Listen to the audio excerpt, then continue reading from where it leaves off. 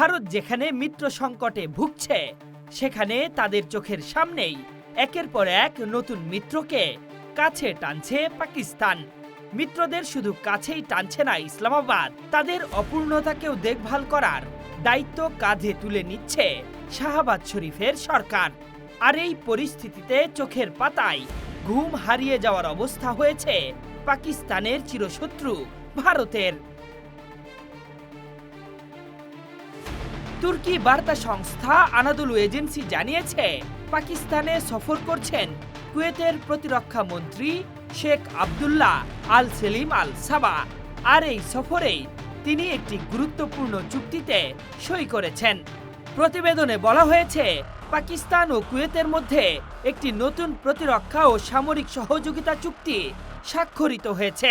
ইতোমধ্যে চুক্তিটি আনুষ্ঠানিকভাবে চূড়ান্তও হয়েছে। আল জাজিরার প্রতিবেদনে বলা হয়েছে, দুই দেশের মধ্যে হওয়া এই চুক্তির অধীনে কুয়েতের সামরিক ও প্রতিরক্ষা বাহিনীর প্রশিক্ষণ এবং সক্ষমতা বৃদ্ধিতে সরাসরি সহায়তা করবে পাকিস্তানের সশস্ত্র বাহিনী। কুয়েত পাকিস্তানের এই চুক্তিটি এমন এক সময় হলো যখন মক্কা চুক্তিতে যোগ দিয়ে রীতিমতো উঠছে পাকিস্তান। আর ঠিক এই সময়েই উপসাগরীয় অঞ্চলের দেশ কুয়েতকেও কাছে টেনে নিল ইসলামাবাদ। পাকিস্তানের সঙ্গে ডিফেন্স এগ্রিমেন্ট করেই অবশ্য মক্কা চুক্তিতে নাম লেখাবে না কুয়েত। তারা একটি বাস্তবতাকে সামনে রেখে পাকিস্তানের হাতে হাত রেখেছে। আর সেই কারণটাও আপনাদের নিশ্চয়ই জানা আছে। ইরানে যখন আমেরিকা ইসরায়েলের যৌথ হামলা শুরু হয়, তখন প্রতিরক্ষা কিংবা পাল্টা জবাব হিসেবে মধ্যপ্রাচ্য ও গালফ স্টেটগুলোকে বৈধ লক্ষ্যবস্তু বানায় তেহরান, যার বলিদান দিতে হয় অর্থ সম্পদে প্রাচুর্য কুয়েতকেও। নিজেদের আত্মরক্ষায় আমেরিকার বিশাল সৈন্য বাহিনীকে ঘাঁটি করতে দিয়েছে কুয়েত, কিন্তু বিপদের সময় তারা কাজে আসেনি বললেই চলে। সেই বাস্তবতা থেকেই নিজেদের সামরিক বাহিনীর সক্ষমতা বাড়াতে বিশাল প্রশিক্ষিত সৈন্যবাহিনীর দেশ পাকিস্তানের সঙ্গে হাত মিলিয়েছে দেশটি।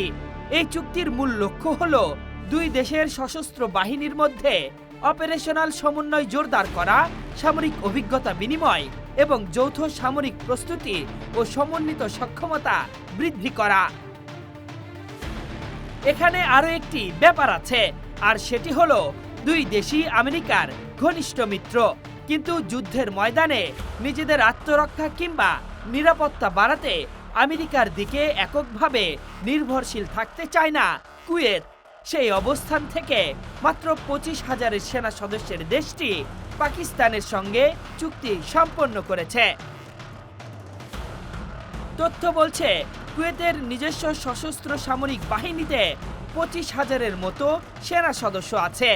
আর দেশটির বিভিন্ন ঘাঁটিতে 13,500-এর বেশি মার্কিন সেনা রয়েছে। এর মধ্যে কুয়েতের আহমেদ আল জাবের ঘাঁটিটি মূলত বিমান ও ড্রোন অপারেশনালের জন্য ব্যবহৃত হয়। আর ক্যাম্প আরিফজান এবং আলী আল সালেম ঘাঁটিতে ট্রাম্পের সেনারা অবস্থান করেন। এর বাইরে গোটা কুয়েত জুড়েই উল্লেখযোগ্য 7,000 বাংলাদেশি সেনাও রয়েছে।